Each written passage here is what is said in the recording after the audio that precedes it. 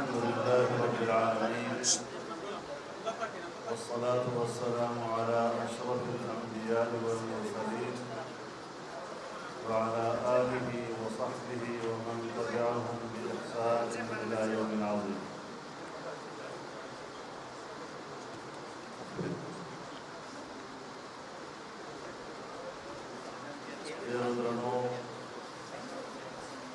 دیر و قدر مندو مسلمانوں،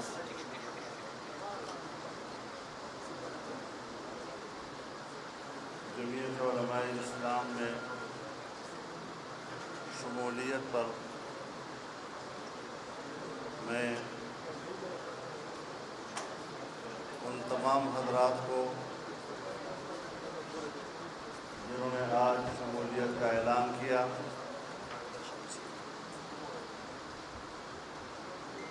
میں دل کی گہرائیوں سے انہیں خوش آمدید کہتا ہوں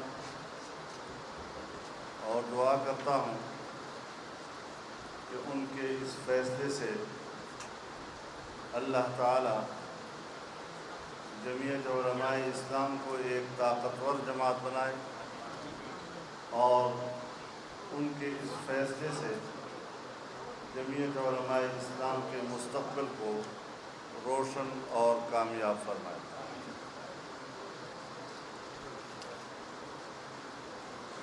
چند روز قبل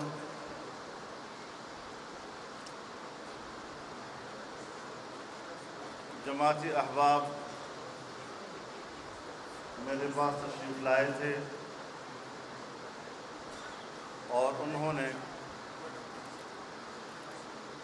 بنیر کے ان اکابرین اور سیاسی زعماء کے جمعیت علماء اسلام میں شمولیت کی خبر مجھے دی تھی اور پھر اس بات کا بھی خواہش ظاہر کیا کہ ایک تقریب پشاور مرکز میں ہو اور میں بھی اس میں شریک ہوں۔ میں اللہ کا شکر ادا کرتا ہوں کہ اس نے مجھے اس مبارک تقریب میں بنفس نفیس شرکت کا موقع عطا کیا اور یہ سعادت مجھے بخشی ہے۔ پشاور کے ہمارے انتہائی قابل احترام ساتھی اور متحرک سیاسی کارکن، جن کی یہاں کی مقامی سیاست میں ایک مقام ہے، انہوں نے بھی جمعیت علماء اسلام میں شمولیت کا اعلان کیا ہے۔ وہ بھی ہزار بار مبارکباد کے مستحق ہیں اور ان کے لیے بھی میری یہی دعا ہے کہ ان کے فیصلے کو اللہ قبول فرمائے اور اخروی نجات کا ذریعہ بنائے اور جماعت کی طاقت کا سبب اور ذریعہ بنائے۔ میرے محترم دوستو، جمعیت علماء اسلام نے برصغیر کی تاریخ میں اپنے 100 سال مکمل کیے ہیں اور 2017 میں یہاں پشاور میں ہم نے جمعیت علماء اسلام کا 100 سالہ کیا تھا، جو پاکستان کی تاریخ کا سب سے بڑا اجتماع تھا۔ 3 دن کا بڑا اجتماع، جس کے بارے میں اندازہ یہ لگایا گیا کہ 40 سے 50 لاکھ تک لوگ اس میں موجود تھے۔ جمعیت علماء اسلام ایک سیاسی جماعت ہے اور اس حوالے سے 100 سال کی ایک طویل تاریخ رکھتی ہے۔ وطن عزیز کی آزادی کے لیے اور ملت اسلامیہ کی رہنمائی کے لیے علماء کرام کی قیادت میں اس قافلے کا آغاز 1919 میں ہوا تھا اور آج وہ پاکستان کی ایک بڑی اور معتبر سیاسی قوت تسلیم کی جا رہی ہے۔ اگر مقتدر قوتیں ہمارے سامنے رکاوٹ نہ بنے تو میں دعوے سے کہتا ہوں کہ پاکستان کی بڑی سیاسی جماعت جمعیت علماء اسلام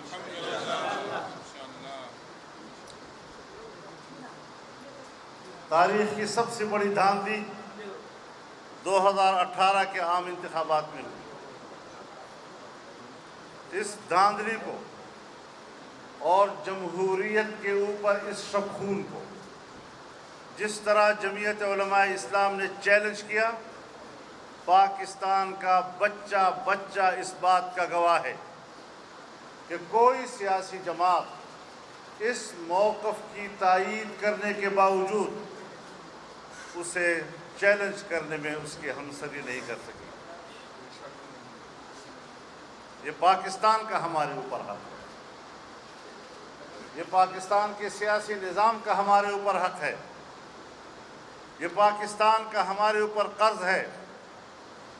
اگر ہم 14 اگست مناتے ہیں اور آزادی کے دن کے نام پر مناتے ہیں تو آزادی محض ناچ گانوں کا نام نہیں ہوا کرتا، آزادی بازاروں میں منچلوں کے گشت کا نام نہیں ہوا کرتا۔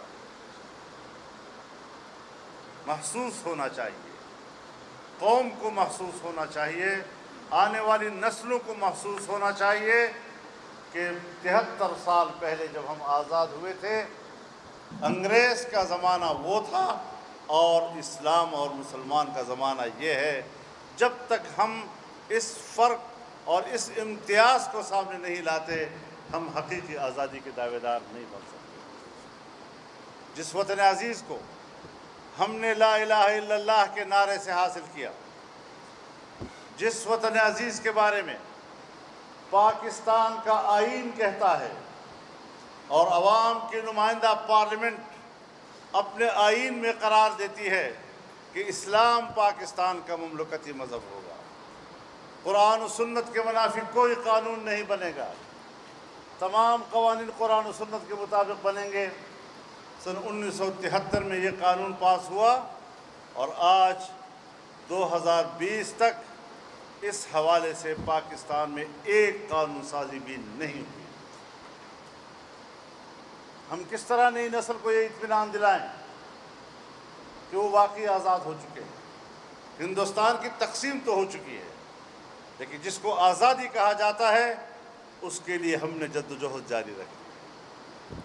جمعیت علماء اسلام پاکستان کے اس عظیم مقصد کے حصول کے لیے اس وقت فرنٹ لائن پر جنگ لڑنے والی جماعت ہے۔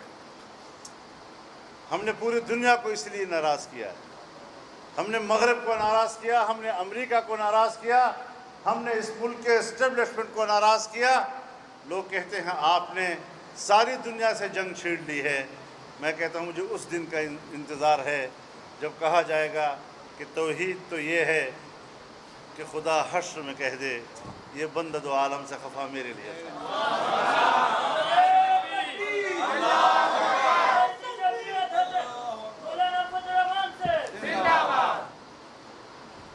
انشاءاللہ اللہ ہمارے ساتھ۔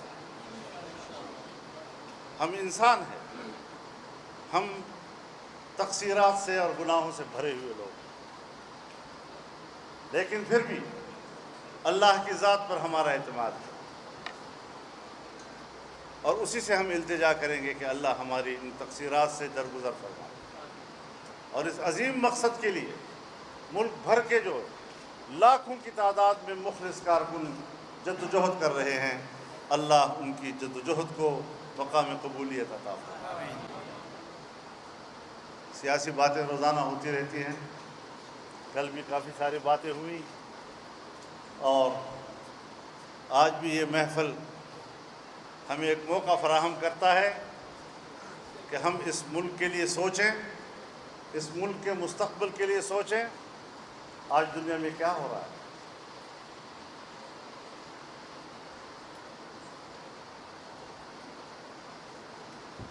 اگر کشمیریوں کا خون بہہ رہا ہے، اگر کشمیریوں کی عزت و ناموس پر حملے ہو رہے ہیں،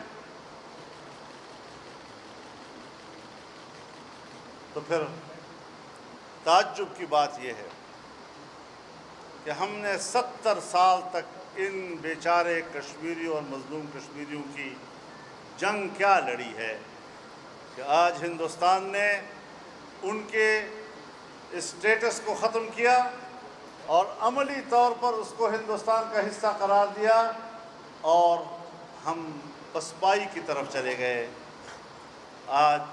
کل ہم کیا سوچ رہے تھے، آج ہم کیا سوچ رہے ہیں؟ کل ہم یہ سوچ رہے تھے کہ ہم نے سری نگر کیسے لینا ہے، آج ہم یہ سوچ رہے ہیں کہ ہم نے مظفر آباد کیسے بچانا ہے۔ یہ وہ جنگ ہے جو اس ملک میں ہم لڑتے رہے ہیں، یہ نتیجہ اس کا نکلا ہے۔ اور اسی طرح 70 سالوں سے فلسطینی اپنی سرزمین کی جنگ لڑ رہے ہیں، صہیونی قوتیں ان کی سرزمین پر قابض ہیں، اور ہم مصلحتوں کا شکار ہو رہے ہیں۔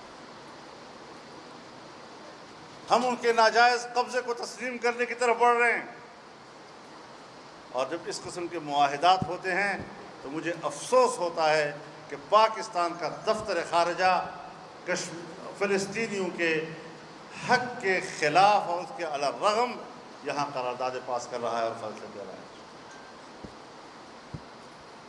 نہ ہم اپنی آزادی سے وفا کر رہے ہیں، نہ ہم کشمیریوں کے جدوجہد آزادی سے وفا کر رہے ہیں، نہ ہم فلسطینیوں کے جدوجہد آزادی سے وفا کر رہے ہیں۔ اور پھر ایک دن ہے جس کو ہم جشن کے طور پر منا لیتے ہیں، اور جیسے اس سے ہمارا فرض پورا ہو جاتا ہے۔ لہذا اپنے مقصد کو سمجھنا ہے، قوم نے اپنے مقصد کو سمجھنا ہے، اس نوجوان نے اپنے مقصد کو سمجھنا ہے، اور جس طرح کے حکمران ہمارے اوپر آج مسلط ہیں، یہ نہ ہمارے مذہب سے کوئی وابستگی رکھتے ہیں، نہ یہ ہماری تہذیب سے کوئی وابستگی رکھتے ہیں۔ اور میں بار بار کہہ چکا ہوں، مجھے ایک زمانے میں یہ کہا گیا کہ اس صوبے پر اس جماعت کو اس لیے حکومت کرنے دی جا رہی ہے کہ پشتون بیلٹ میں مذہب کی جڑیں گہری ہیں، اور ان گہری جڑوں کو اکھاڑنے کے لیے اس سے بہتر پارٹی اور اس سے بہتر لیڈر ہمارے پاس اور نہیں۔ کیا بدقسمتی ہے ہماری، کہاں ہمیں لے جایا جا رہا ہے۔ لہٰذا ہم اس ملک کو اس ملک کے آئین کے مطابق اور اس ملک میں قانون کی بالادستی کی طرف لے جانا چاہتے ہیں۔ یہ جو آمرانہ رویے ہیں، ان آمرانہ رویوں سے ہم پہلے بھی لڑے ہیں اور آج بھی ہم اس سے نمٹنا چاہتے ہیں۔ تم ہزار نیب کو استعمال کرو، ہمیں ان حربوں سے کوئی خوف نہیں۔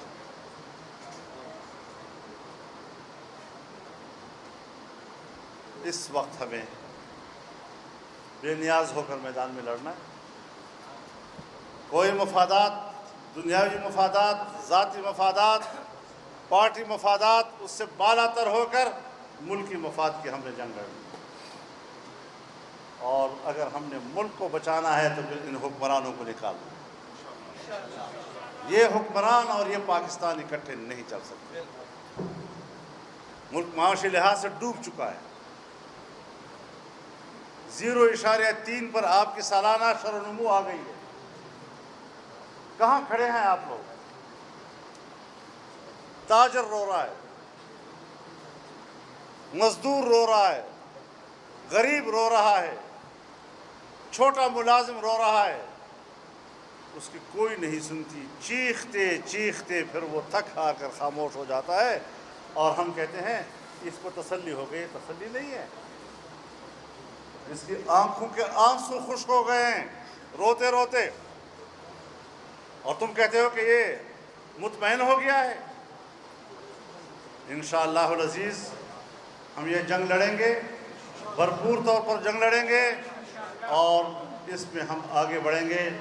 اللہ تعالی ہمارا حامی و ناصر ہو، اور اس طریقے سے جب ملک کے معتبر لوگ اس قافلے کا حصہ بنیں گے تو اس سے انشاءاللہ ہمارا مستقبل روشن ہوگا، ہمارے پاکستان کا مستقبل روشن ہوگا۔ وآخر دعوانا جی جی جی خاموش ہو جائیں، سب خاموش ہو جائیں.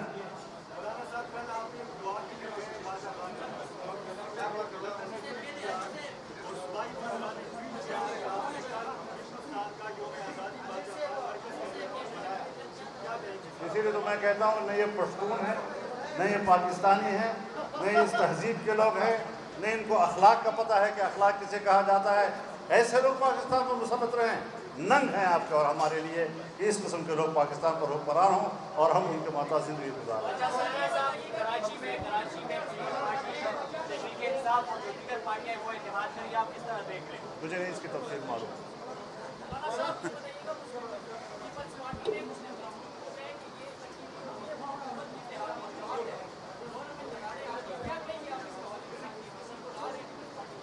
اس پر مشاورت کا عمل جاری ہے. انشاءاللہ چند روز کے بعد کوئی صورتحال سامنے آ جائے گی.